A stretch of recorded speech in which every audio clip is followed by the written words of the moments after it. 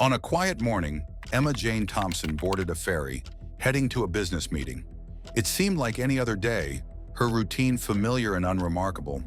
But what was about to unfold would shatter this calm voyage, leaving behind a chilling mystery that no one could have predicted.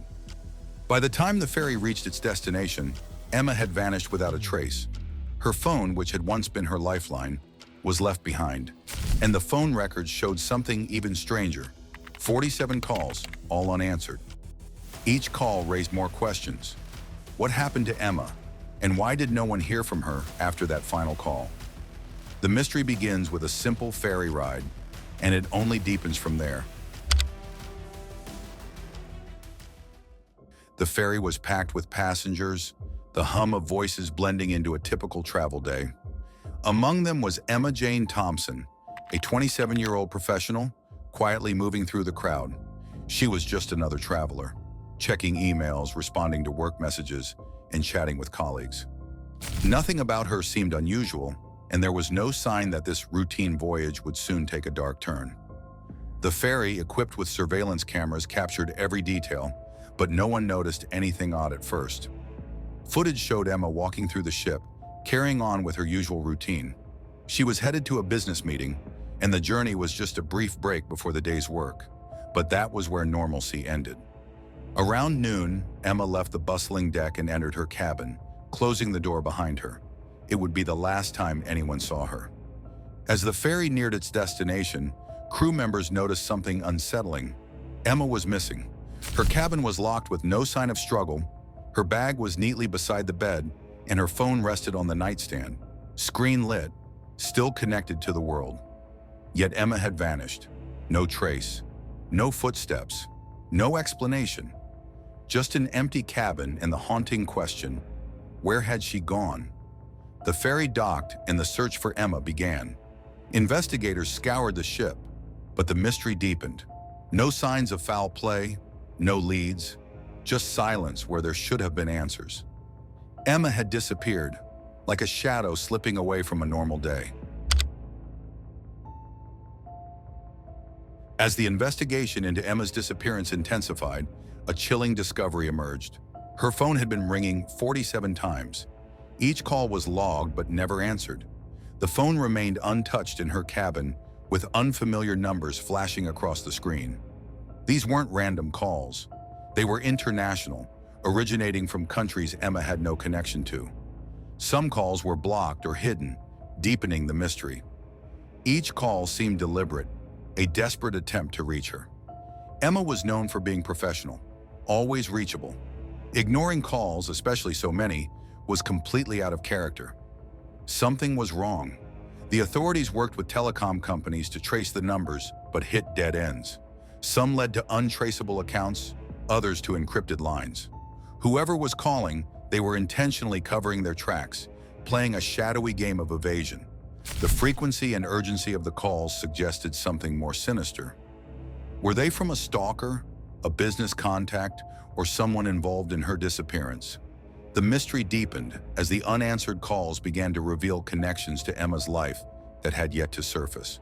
Was someone from her past involved, or was this a planned encounter by an unknown party? The unanswered calls left a trail, but one that led to more questions than answers. Emma's phone, once just a device for communication, had become a key to a dark mystery, connecting her to a hidden force with unknown motives. The ferry's security footage was crucial. What would it reveal about Emma's disappearance? Investigators combed through hours of video, hearts racing with every frame. Then they found it. Emma walking down a corridor, her steps measured, her gaze focused ahead. But then, a quick glance over her shoulder. Was she sensing someone? As the camera shifted, Emma vanished. No one else appeared. She was gone. The footage revealed something chilling. Emma had been walking alone, then disappeared. No one saw her leave her cabin or approach the exits. Her belongings were undisturbed in her cabin, her phone still lit on the nightstand. The unsettling truth, Emma hadn't walked off the ship, she had been taken, and whoever took her knew when to act. Emma's family waited anxiously in the police station, each new lead adding to their terror. Then a strange detail emerged. A man had been seen near Emma's cabin just before her disappearance. He was pacing, acting oddly, but no one paid attention at the time. Now, that small detail suddenly felt like a red flag. The search shifted. The focus wasn't only on Emma anymore, it was on the people around her. Had someone on board been following her every move? Investigators reviewed hours of surveillance footage, zeroing in on the man seen near Emma's cabin. He wore a dark windcoat, hood up despite the mild weather. His face was partially obscured, but his behavior raised alarms. Frequent glances over his shoulder, moments of hesitation at intersections, and a clear interest in Emma's movements. A facial recognition scan produced no matches. He wasn't in any criminal database. No credit card, no ID swipes. Officially, he didn't exist. But one sharp-eyed officer spotted something crucial.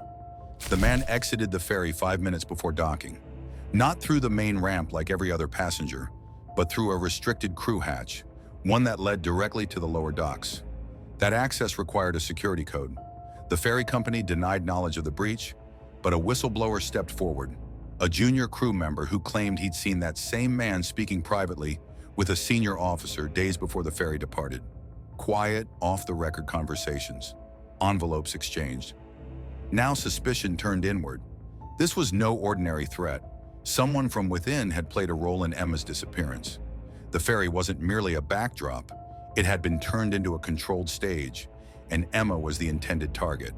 Whoever orchestrated her vanishing had resources, connections, and a deliberate plan. As the investigation delved deeper into the ferry's crew and the man near Emma's cabin, a new lead emerged from her phone. The 47 unanswered calls weren't random. They followed a clear pattern, one that now seemed more deliberate.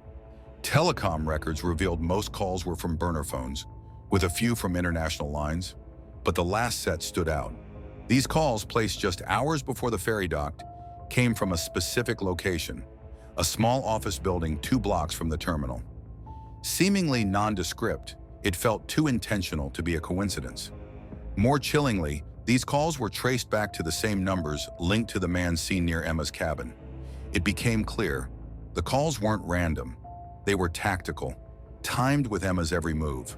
The caller knew exactly when she'd be isolated, when the ferry neared its destination, and when she'd be most vulnerable. Whoever made those calls was behind the man pacing near her cabin. Emma had been surveilled, tracked, and her movements anticipated. Each call was a check-in, ensuring she hadn't strayed from the plan or reached out for help. The calls and the man in the windcoat weren't random. They were carefully timed signals in a larger operation. Emma wasn't a victim. She was the final step in a plan that had been unfolding quietly all along. Days passed with no new leads, but an anonymous tip changed everything. An encrypted message directed the police to the local marina. Check the marina, it's closer than you think.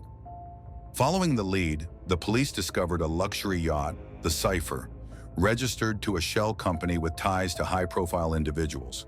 Security footage revealed the same man seen near Emma's cabin, boarding the yacht hours after her disappearance. And there, standing beside him, was Emma, alive and in control, not a victim. The truth unfolded. Emma had been working with the Syndicate all along. The 47 missed calls weren't random. They were coded messages. Emma had staged her own disappearance as part of a larger money laundering operation, using fake disappearances to cover up illegal transactions. As the investigators dug deeper, they learned Emma's role was crucial in diverting attention from the real money trail. And just after she boarded the Cypher, a voicemail was found on her phone. "The plan's in motion. Your part is done." The mystery was far from over. Emma had been part of a much bigger scheme than anyone had imagined, and her involvement was only the beginning. The case was closed, but the truth was far from simple. Emma Jane Thompson, once thought to be a victim, was in fact a key player in the Syndicate all along. Her family, devastated by her disappearance, never saw the truth coming. The cruise ship where Emma vanished was never seen again. Emma had orchestrated her own vanishing to cover up a much darker operation, one that no one suspected. Her motives remain unclear, But one thing is certain. Emma had been living a double life, playing everyone around her, including those she loved most. If this left you stunned, share your thoughts in the comments. Don't forget to like, subscribe, and hit the notification bell for more mind-bending stories. Until next time, this is Mind Unfolded.